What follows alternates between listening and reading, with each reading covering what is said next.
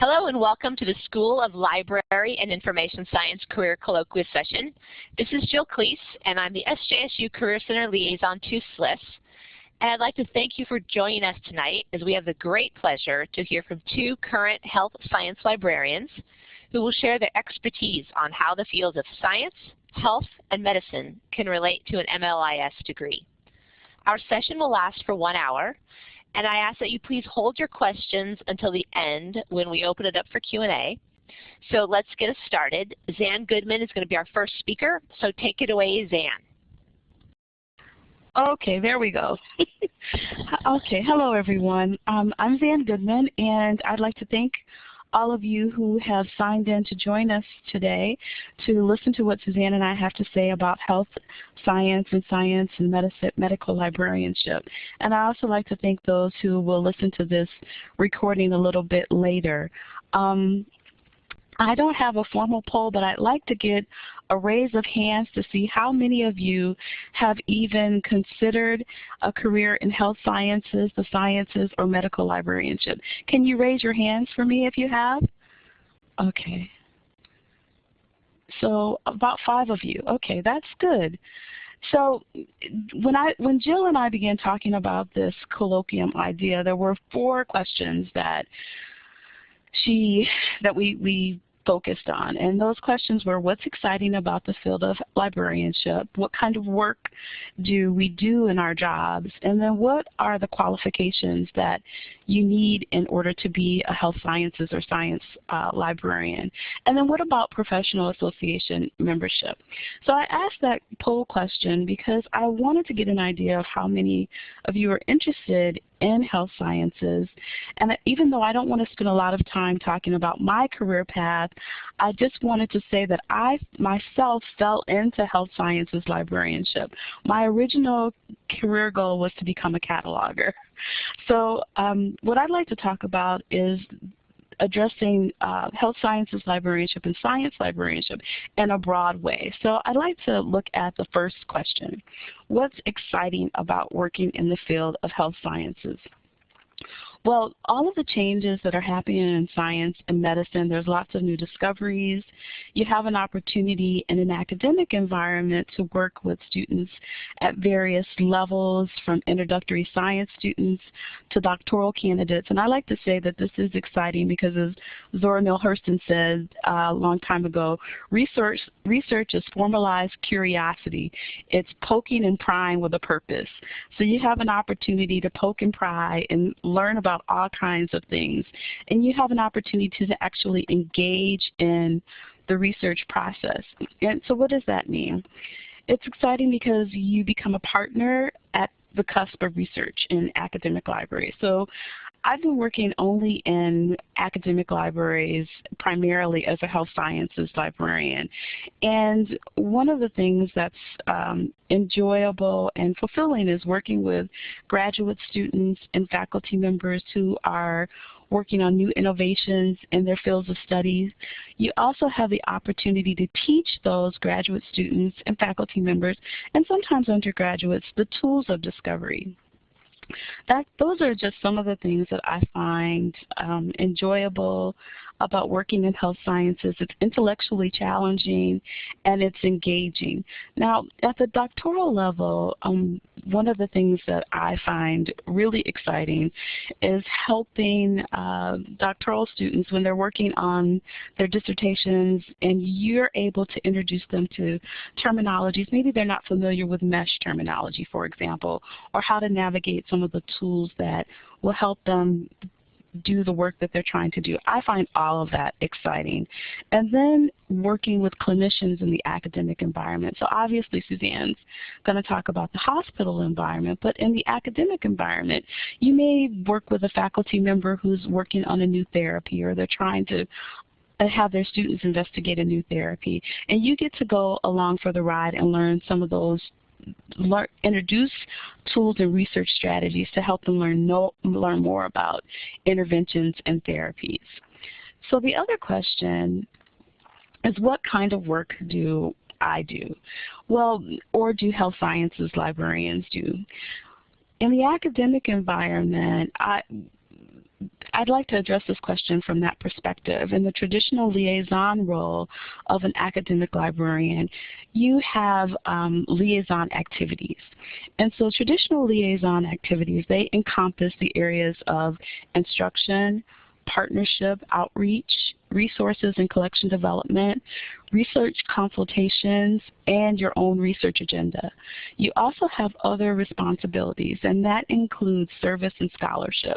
So I want to just cover briefly instruction, partnership, outreach, resources collection development, and your research agenda first, and then I want to talk about scholarship and service separately. So librarians are engaged in many facets of the academy. So in the area of instruction, you have the ability to design information literacy courses using instructional design theory and integrating those courses into the curriculum. That's a really big area and focus of health sciences librarianship, and that's something that I find exciting. You also have the opportunity to develop partnerships with other units within the university. So one example is doing outreach to the K-12 environment. There's a big push now at the national level to encourage STEM fields, so science, technology, engineering, and mathematics. And there's also other health sciences fields that fall under that. So there's an encouragement to pull K-12 students into the academy. So at my university at UNLV, we were able to participate in an outreach effort for high-achieving science students that were interested in the STEM field. So having the opportunity to develop partnerships and do outreach, and the outreach allows you to use some of the tools that you use in your work. So for our outreach with K-12, with the high school students rather, we created a LibGuide with STEM information. We created a video. Our STEM librarian was really integral in that process. I also worked on that project. So we had the opportunity to participate in an introductory experience for high school students and recruiting them to come to campus, hopefully when they graduate from high school, but they had an opportunity to participate in experiments and labs that they may not have an opportunity to do in their regular high schools. So there's the instruction component where you're actually developing courses. There's a big push. ACRL, of course, has the ACRL information literacy standards, so there's a big push to develop information literacy courses and options that are actually embedded in the classes that are taught. So there's different ways that that is happening throughout the academy. So that's one part of the work that we do. The other piece of that with collection development, and so learning about in a liaison role, you will be responsible for particular areas. So you have to learn those areas and you collect in those areas. So you learn about the various tools, for example, in nursing and in medicine, there's a duty score title list. So you learn that there's a duty score title list, and that may be one of your go-to selection tools for collection development. So collection development is a part of your job with electronic resources and monographs. So that's looking at those broad areas and then considering your own research agenda. There's also a move toward looking at librarians creating their own research agenda in the academy. So I'm yet developing my research agenda. I have a lot of interest, but that's another area. So the other question is, what kind of qualifications do you need to be a health sciences or science librarian? One of the things that you don't necessarily need is a science background. You don't have to be trained formally in the sciences to become a health sciences or science librarian.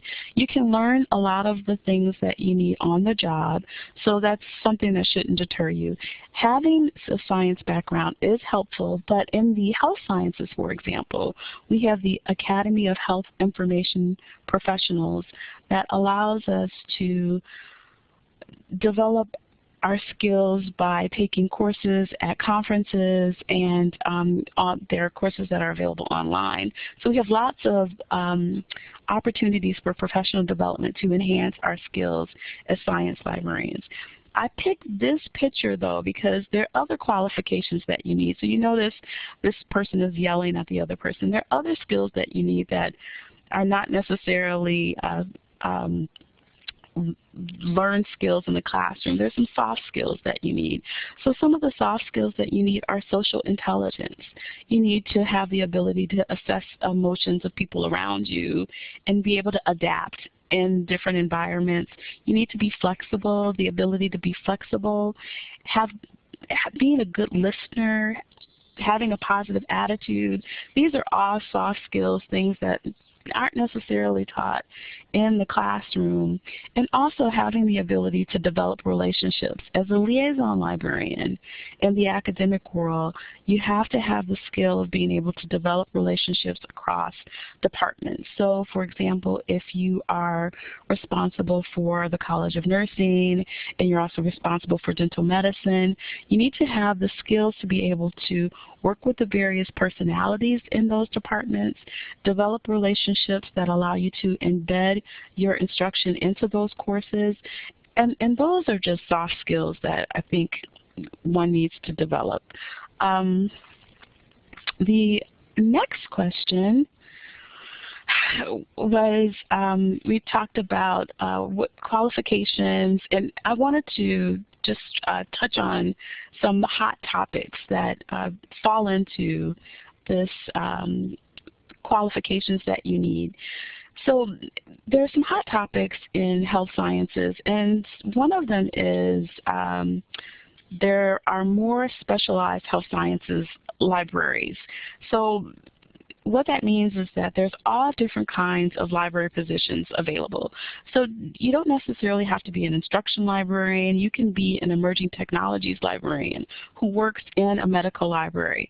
So for example, Cornell University, they have their own medical library. But within that medical library, they have all the various positions of librarianship. And those positions would be advertised for the Cornell Medical Library. So they're health sciences or sciences positions, but they fall under all the various skill sets that you may learn in library school. For example, working with emerging technologies, electronic resources. Another area is clinical librarianship. So there's, I'll give you another example, Howard University. They have the Lewis Stokes Health Sciences Library. So they have a focus on clinical librarianship. They have a large health sciences complex, and they have a clinical librarian who works with the academic faculty. So they have a senior clinical librarian specialist. So there's different kinds of fields. So clinical librarianship and specialized health sciences librarianship is a really hot topic. Big data, that's another hot topic in health sciences. So last year, or a couple of years ago, the National Science Foundation and the National Institutes of Health, they mandated that final research data be made publicly available. So if institutions receive money from the federal government, National Science Foundation, or the National Institutes of Health, they need to ensure that all that data is made available to the public. Not all of the data, but parts of the data. So it's not, what they mean is data that other scientists can use to validate their research. So they don't want people to include their lab notes or partial data sets, that sort of thing. But big data, because of that, librarians in the health sciences are now focused on helping grantors create data management plans to manage their data. So that's a hot topic and something to keep your eye on as you're going through school. And then there's the third hot topic is instruction, assessment, and learning outcomes. And these are all skill sets that you could develop in school or outside of school. So having the skills of having teaching skills, being able to convey information and create being able to create not necessarily a lesson plan, but being able to create an instruction assignment that includes assessment and learning outcomes. These are all topics that are, I think, very popular, maybe not just in health sciences, but throughout librarianship. As I mentioned earlier, ACRL has developed the information literacy competency standards for higher ed.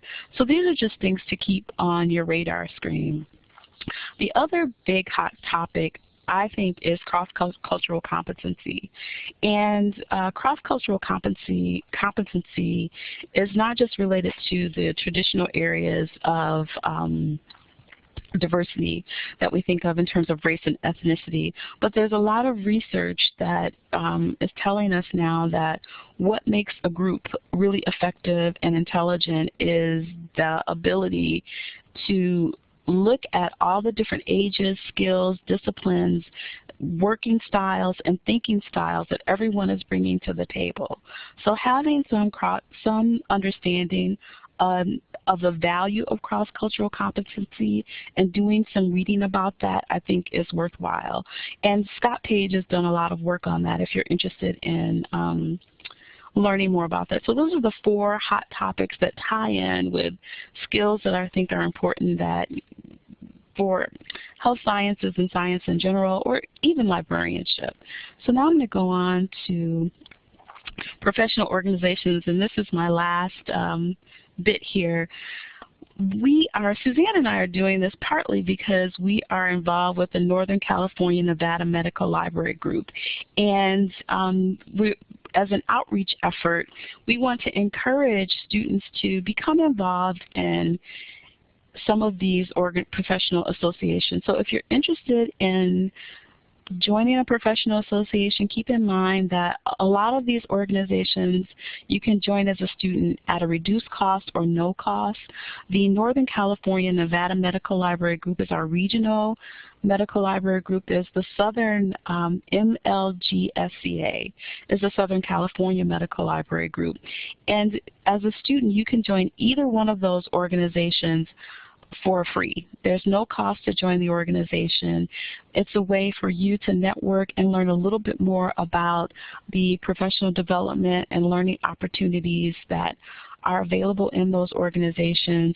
We have a joint meeting that's coming up between the Northern California Nevada Medical Library Group and the Southern Medical Library Group in July in San Diego. So if you're interested in coming, I recommend you check out the website just to learn more about the professional organizations. All of these other organizations are good starting points if you're interested in medical librarianship. I have some resources at the end of this presentation that I recommend you take a look at. But the Medical Library Association is the library association focused on health sciences and science librarianship. Also SLA, the Special Libraries Association, they have a group within SLA that's focused on science librarianship. ACRL, they have a health sciences library group. IFLA, which is the international group, and then the National Library of Medicine. So I recommend learning a little bit more about those organizations and taking a look at the opportunities that they afford. So just the last slide that I have here, if you're interested in health sciences librarianship or science librarianship, there's lots of scholarship. There are scholarships available through various organizations to attend conferences. There are opportunities for continuing education and professional development through those organizations. So if you don't have a science background, you don't have to have that. You can always learn skills along the way. There's lots of support too. There's support within the organizations for learning new things, developing relationships, and they're just a great way to introduce yourself to a field and learn more about it. So I think that's it. These are the health science positions that are out there. There's lots of new health sciences positions. So I have a slide here with the different types of health sciences positions that are being advertised. And there's a list of resources, and I'll turn it over to Suzanne.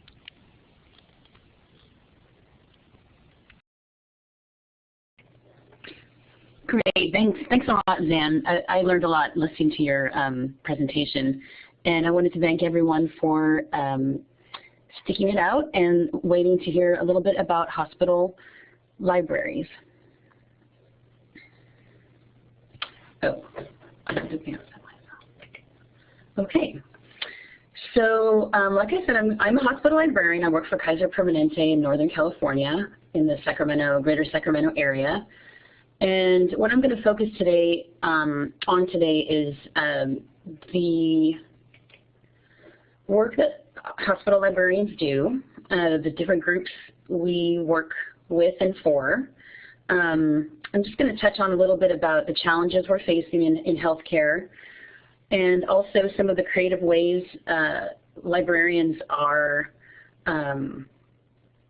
facing these challenges. I won't go too much into AHIP credentialing since Xan covered that, but we will touch on that a little bit. And then at the end, there'll be some time for questions for both of us. So who are our patrons? We work mainly with doctors and nurses, but also with registered dietitians, pharmacists, physical therapists, social workers, facility administrators who work in the janitorial services, for example, and health educators. Some of the departments and projects we get involved with are the quality department, risk and patient safety.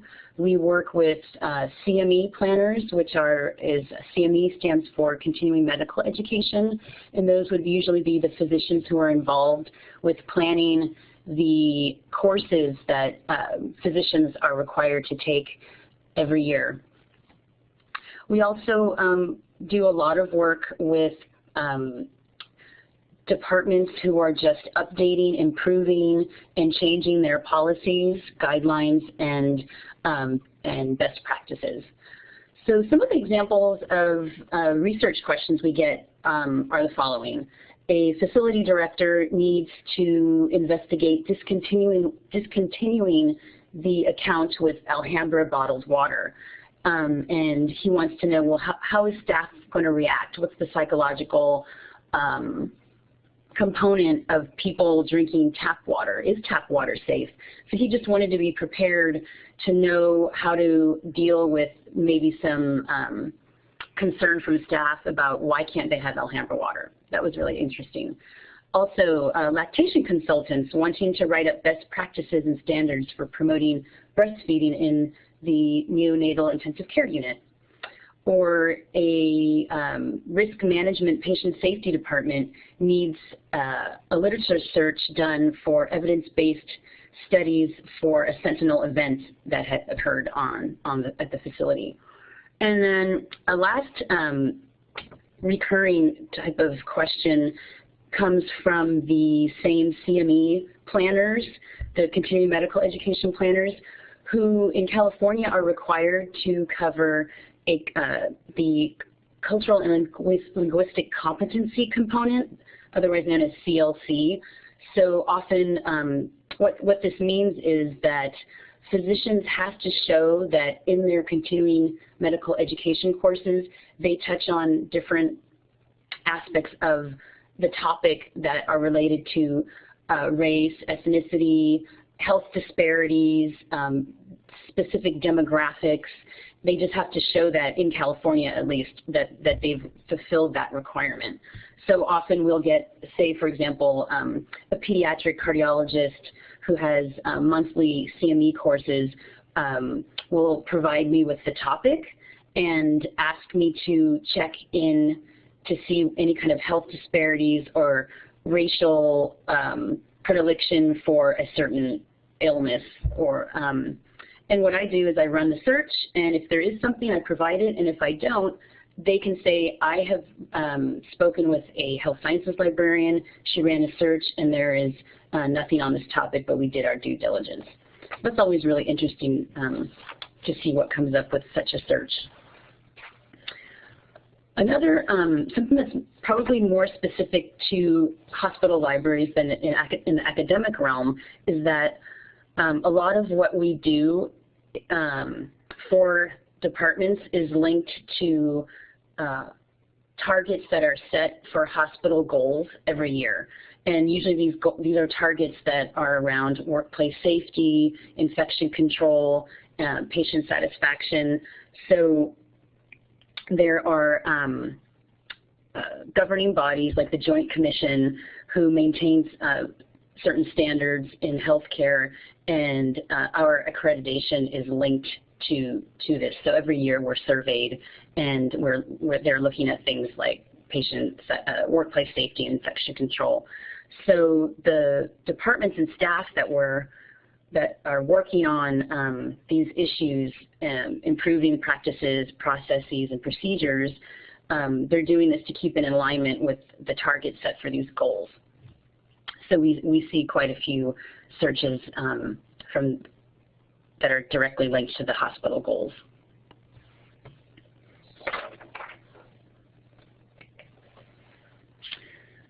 So let's look at some of the challenges that hospital librarians in particular are facing. So as we know, we are gearing up for implementing healthcare reform, and with the exchanges opening in October. So healthcare really is at a crossroads. There's a lot that's going to be changing, and there's a lot of uncertainty.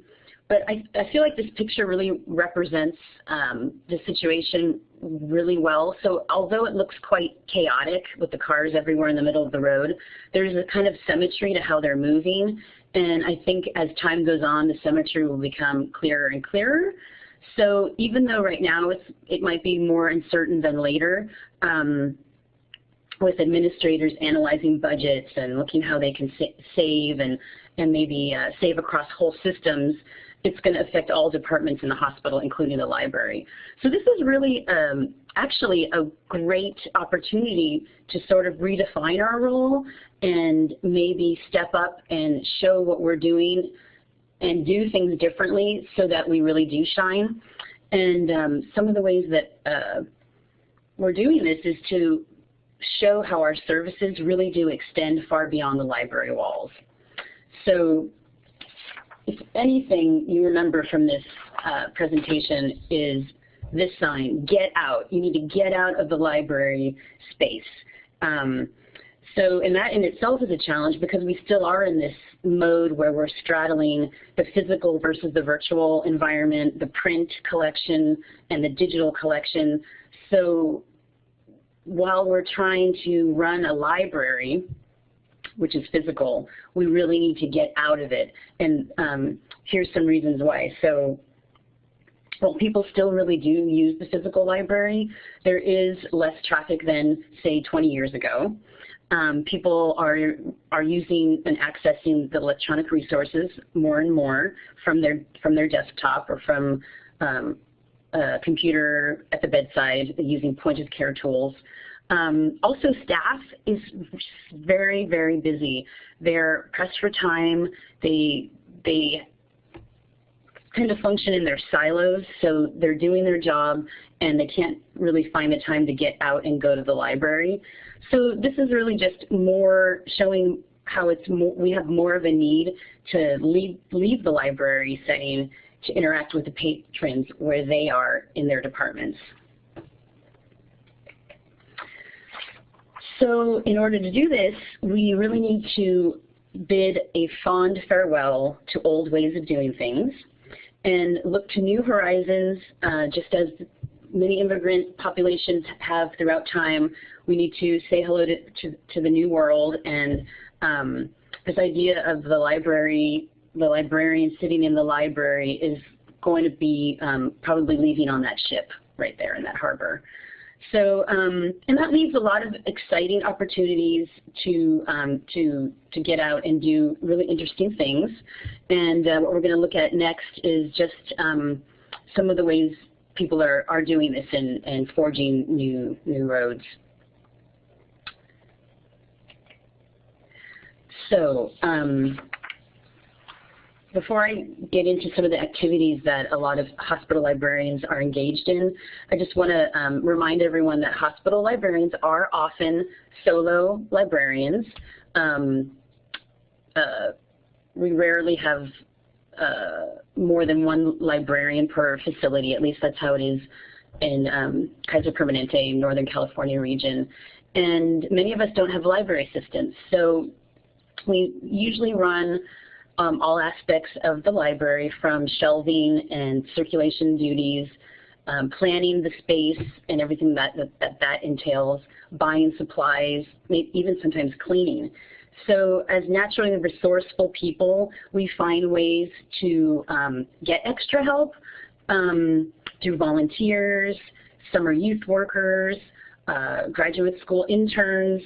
So that takes a lot of the work that we would usually be doing away from us, so that we can get out and do some of the activities I'm going to talk about now. So what a lot of these activities have to do with is bringing the library to the end user. So as Xan already mentioned, clinical librarians can also be called embedded librarians. They get out and they round in multidisciplinary teams. They might walk the floors with the nurses and meet the nurses where they are on the floor. They might attend morning report and get involved in that very immediate way right there with the user where they are. Another way that hospital librarians get involved with the fabric of the hospital is through committee work. So there's tons of committees to get involved with, and you really have to pick and choose depending on your interests or who comes to the library more often and starts talking to you. It just kind of depends on how this comes about.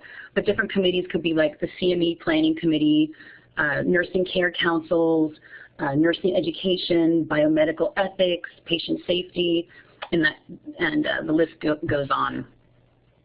Hospital librarians also have to do a lot of marketing and outreach. There's tons of events where outreach can happen, tabling at various hospital events like Nurses Week. In Roseville, where I work, we have Nurses Week, but we also have Healthcare Worker Appreciation Week, so that everyone kind of gets accolades, not just the nurses. There's Earth Day, which just happened, safety fairs where you can bring out all of your swag, have a raffle, teach people about how to access the resources, and just generally push the library and the type of services we provide. We also present at new physician orientations and new employee orientations. We get special invites to do in-services in specific departments. And when you're at the actual department giving your talk, that also spawns other projects where they find out about all the cool point-of-care tools and databases we have, the LibGuides that we create. And then they all of a sudden they're like, oh, can you create a LibGuide for our department? And oh, we have journal clubs. Can you set us up with a LibGuide for our journal club so we can log on and have a discussion board? So once they hear what we're doing and that they don't have to come to the library, that they can log on from their desk or even sometimes from home, they get really excited and want to use our services. So as I said before, in a few slides before, a lot of people are using our electronic resources more. However, not everyone has the same level of tech savviness, and that provides a lot of opportunity for training, one-on-one trainings, group trainings. We try and provide instruction in a variety of ways, in person, through WebEx, video tutorials. We get involved with continuing education. Like I said, a lot of us serve on CME committees or support different continuing education of other staff. We have respiratory therapists who can work at different levels and can get continuing education to move forward and advance in their career. Nurses do the same thing. So we're here to support anyone who's trying to develop professionally. In all of these activities, we try to insert technology and leveraging the technology at our disposal as we can. Using mobile resources, staff always want to know about apps and ebooks that they can load right to their iPhones and iPads. We have launched a texting service so they can text us right right to our Ask a Librarian answering system through, it's called LibAnswers. And we soon want to have a chat service set up and being accessible in a variety of ways right now while we're straddling all these different modalities has been really helpful. So as a lot of you are learning in your classes, you need to learn your community. No matter what you're studying, if you're studying to be a public librarian, hospital, what have you, you need to kind of scan your environment, learn your community, find out what they need, and then insert yourself where they need your services through programming, training, and resources. So here we are working and interacting with the staff who have come to know and love us. And but there's another group in the hospital, hospital administrators and leaders who may be a little bit less familiar with our work and what we do. So what's really important is, and we found this at Kaiser Permanente, is that collecting and using our data to tell our stories is imperative. What we do impacts the patient care, and we have started telling this story through the data we're collecting, both through reference analytics in LibAnswers, but also initially through a SurveyMonkey that we created as a follow-up survey for literature search requests. And in the slide you're looking at, this is some data that we collected over the last year that reflects the questions we asked, which were not so much so that we can say to the hospital administrators, oh, we did 100 searches this year, or we did 200 searches. The numbers don't really matter. It's the value of the work. So here what we're trying to show is how what we did impacted some of the goals that I was showing you earlier in the earlier slide. So was an adverse event avoided? Did you avoid surgery? Did you avoid a hospital-acquired infection? Did the search we provided in any way change the way you practice? Did it change your choice of medication or tests? Or did it reduce the length of stay? And this is kind of speaking talking the talk of administrators who have different concerns than, say, a nurse in a department or a physician working in direct patient care. So as you look forward to your career as a librarian, no matter what specialization, be ready to advocate for yourself and to tell your story. Get really friendly with data and learning how to use it to paint a story. People are really usually impressed with it. And the information you're looking at here is part of a poster presentation that a small group of colleagues and myself will be presenting at this year's Medical Library Association. So know that as a medical librarian, at least, you have a lot of support in the profession to share with colleagues and learn from them as well. Okay, so the Academy of Health Information Professionals, otherwise known as AHIP, I won't go into it too much except since Xan already talked about it. Another aspect of the AHIP that I really liked is, in my background, I had planned on being a public librarian, doing outreach to typically non-user populations. And although I didn't go in that direction, I'm still really using the skills I learned. However, having MLA and AHIP at my disposal created a nice structure for me to find opportunities and support I need to develop professionally. Also, when you become a member of AHIP, you are assigned a mentor, which is also a nice thing to have as you begin a new career.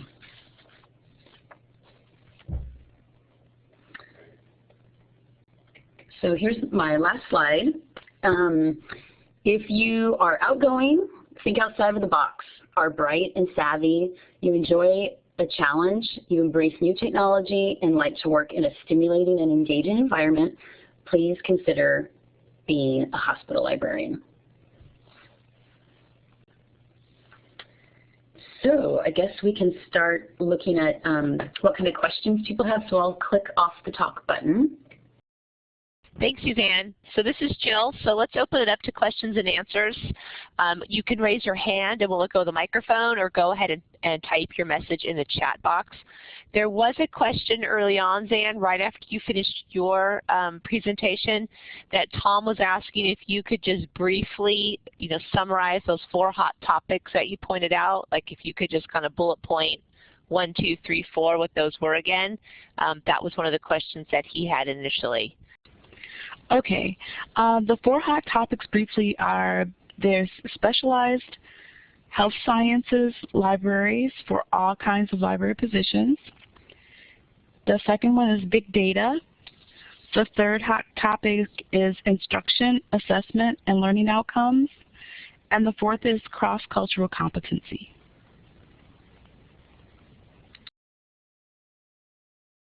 Thank you.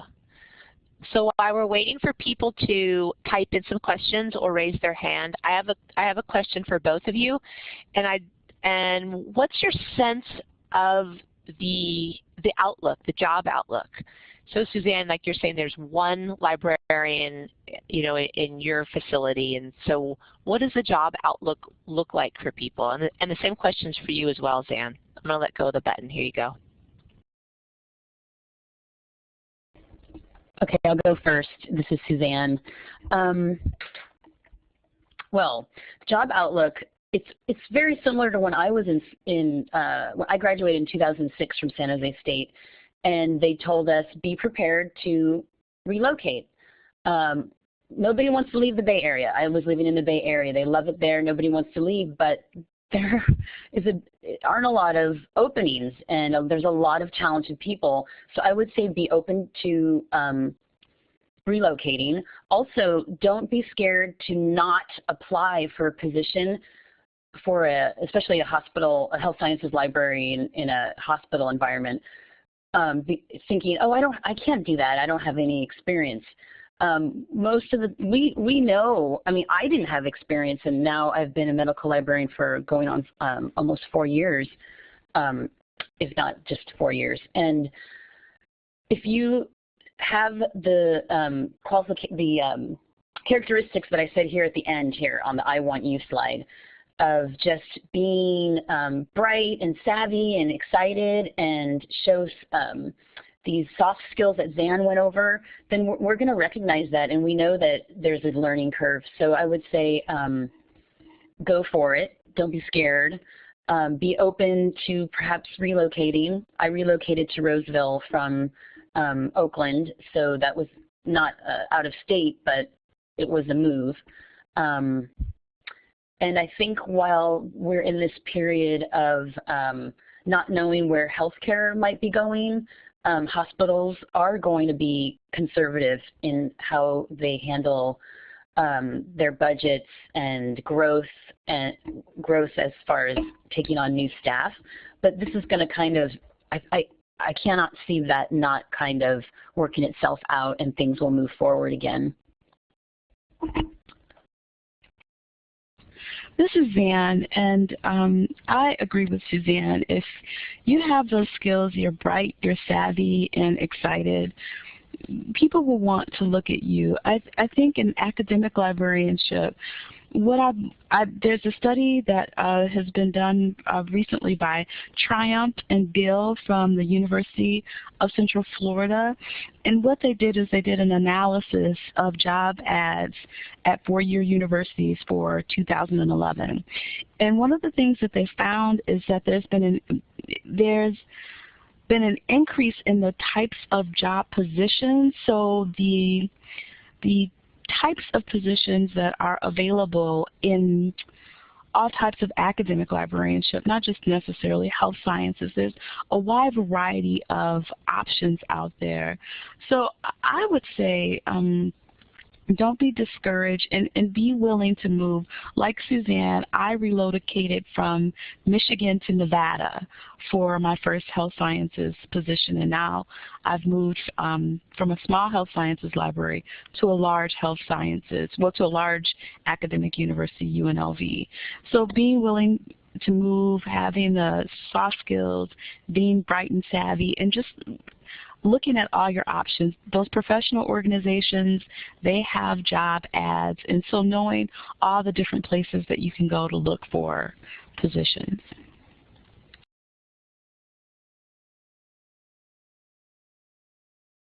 Thank you. That was helpful. And there's a question up here from Bellathor, and it says, how difficult is it to shift from one subset of medical librarianship?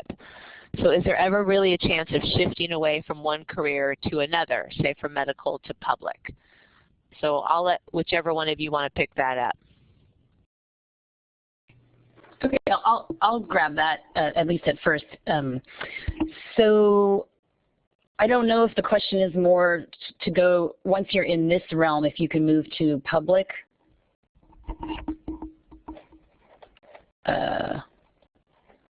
I don't see the chat box. Let me uncheck. I'm going to undo the talk so Jill can tell me. Yes, so oops, there. I didn't click on it. Yes, the person says yes. That is what the that's what the question is, Suzanne. Okay, so I don't really think that that is an issue. I don't believe in this hierarchy or this kind of hierarchy of, oh, the public librarians are the lowest. I've heard people say that. I don't understand that. But as a hospital librarian, especially, and if you want to move into a public library work, especially in a big main library, like say San Francisco Public has a business science and technology desk and department, that kind of thing, they would love to have someone who had worked in a hospital environment or health sciences library. I don't think that would be a detriment at all, and in fact would look really good. However, if you were, say, going to be looking at like teen or children's services, then I would maybe say do somehow keep your foot in the door, doing on-call work at a public library, so at least you can say you're doing something solid, or maybe even get, while you're in school still, I really, really am a strong proponent, highly recommend you doing internships. I did a few internships while I was in library school, and I think it's just really good to put on your resume that you had some work experience, if you're not already working, that is, at a professional level. So even if you're working in, say, a page or a tech level in a public library, I would recommend doing an internship as a librarian so that you show that you're doing that. But no, I don't think it's in any way detrimental to work in this field and then go to public libraries. I know librarians who have retired from the health sciences and health sciences library and continue working at their local public library.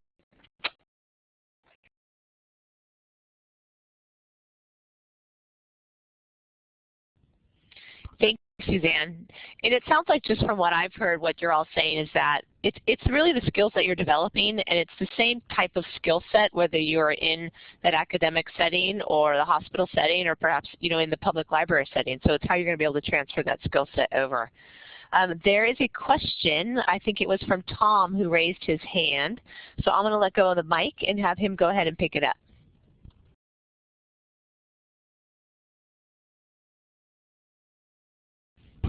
I think Tom is typing only now, he's saying.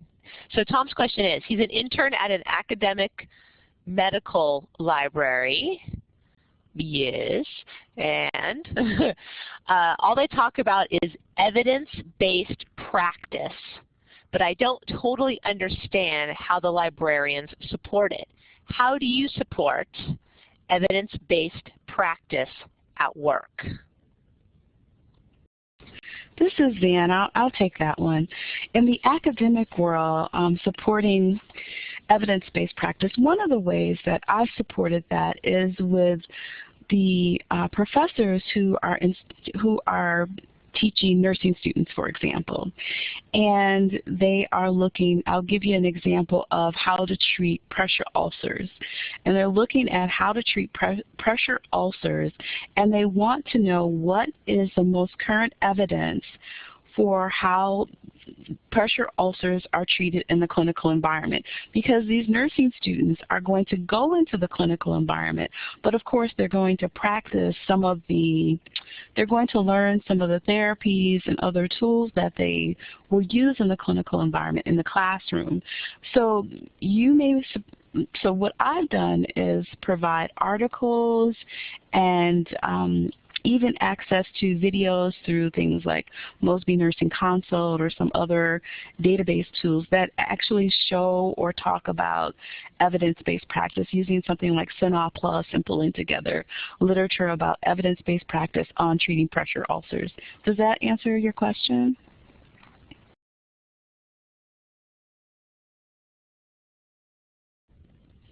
That is fascinating.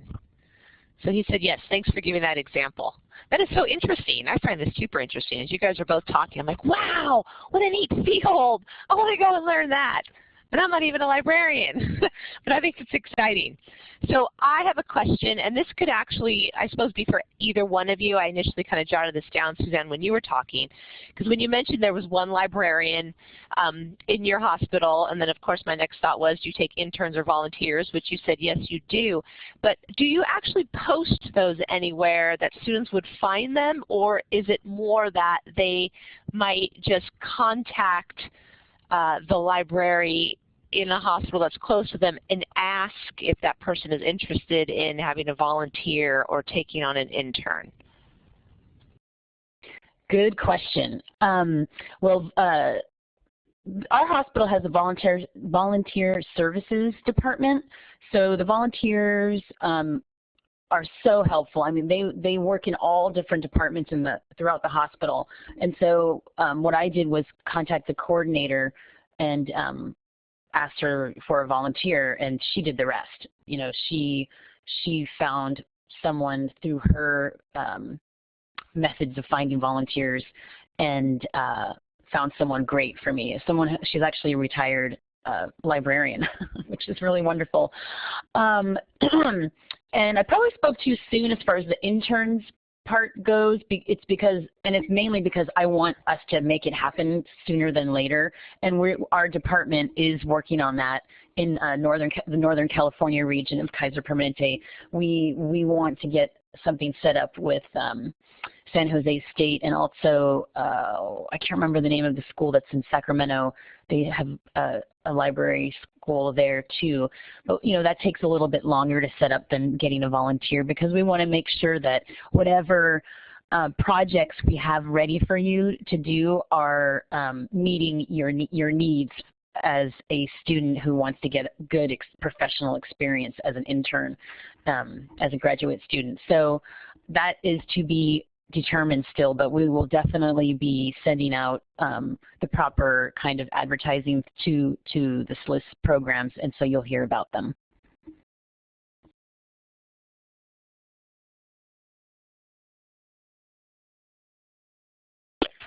Jill, I have a question. This is Mira. I hope that you can hear me, and I hope it's okay that I just grab the mic.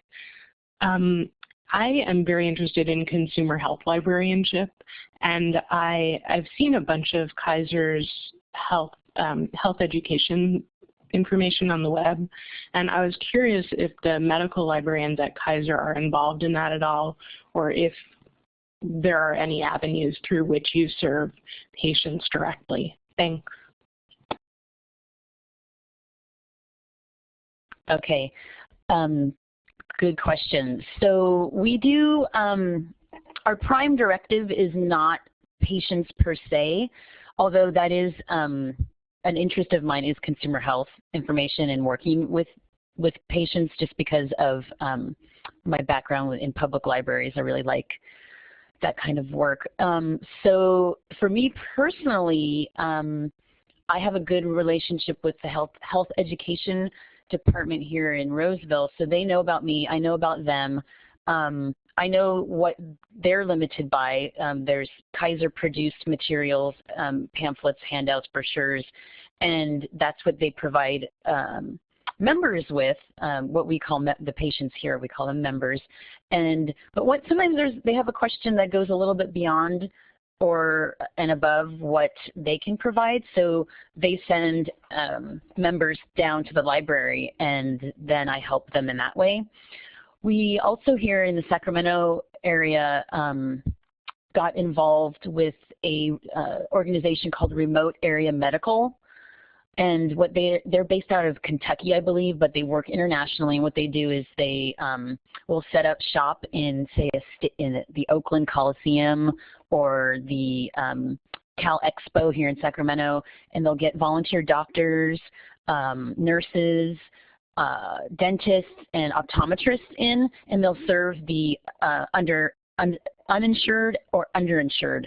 So we did that last year. We set up a table. Most of us as hospital librarians are interested in CHI, Consumer Health Information, and have a special training, which you can get training for free through the MLA or the National Network RML, the Regional Medical Library that's in California and serves Nevada and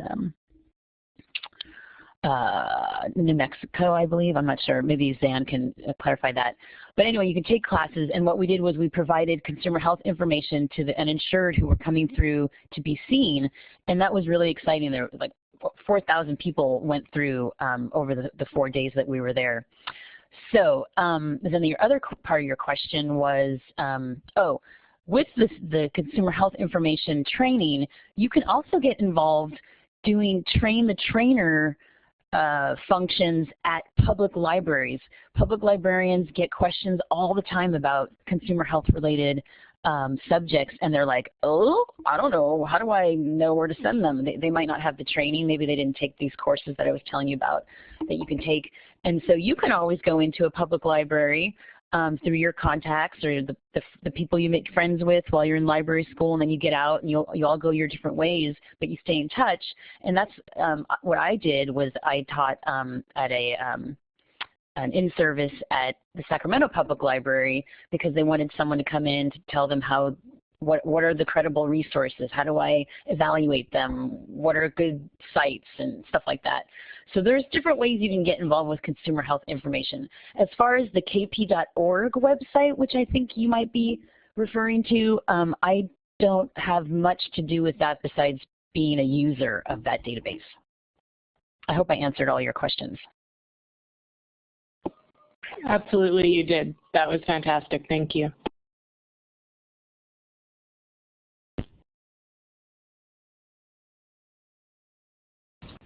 This is Xan. I'll just clarify. Suzanne asked about the regional RML, which is located at the Louise Darling Medical Library down in UCLA. It actually serves Hawaii, Nevada, California, and Arizona. So those are the service areas. Yes. I'm trying to get into the field of librarianship, and one of the things that I recently talked to a medical librarian, and she said that taking courses in computer sciences or having a minor in that at least helps. But what my real question is are database search programs uniform across platforms or positions in the health and sciences field or whatever? Or is there I guess a plethora of choices of search programs that you could use?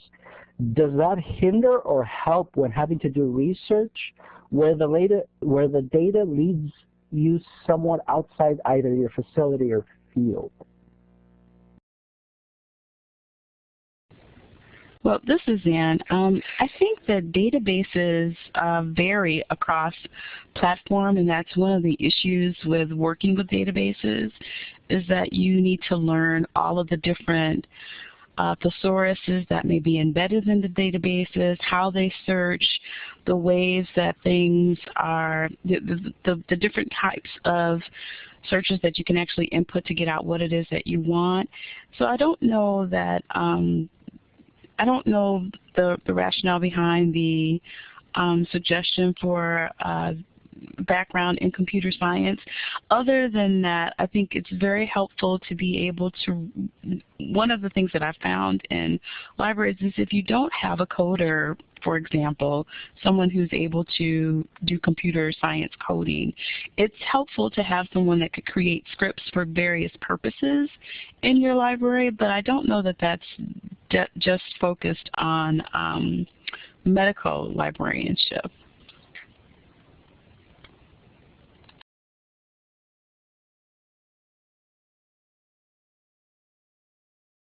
So Bellathor, did that answer your question? So I want to make sure that you're set because our time's up, so I want to be respectful of everyone's time here. So I have one last thought here for Suzanne and Xan. Hey, look at that, Suzanne and Xan. If students have additional questions, what's the best way that, would you want to give your email to people? Would you prefer to have people maybe go through me and then I can direct questions back to you? Because I could potentially see that there might be some more questions brewing once we're finished here.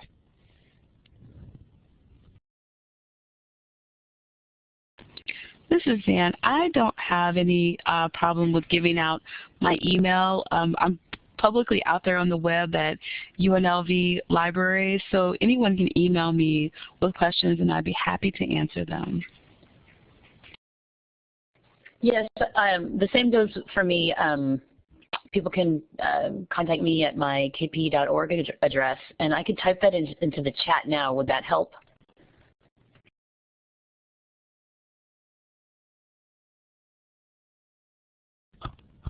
That's great. Thanks for putting those in there. I think that's really helpful because I can imagine that people are going to sort of think about this and process everything that you've talked about and then have some additional questions.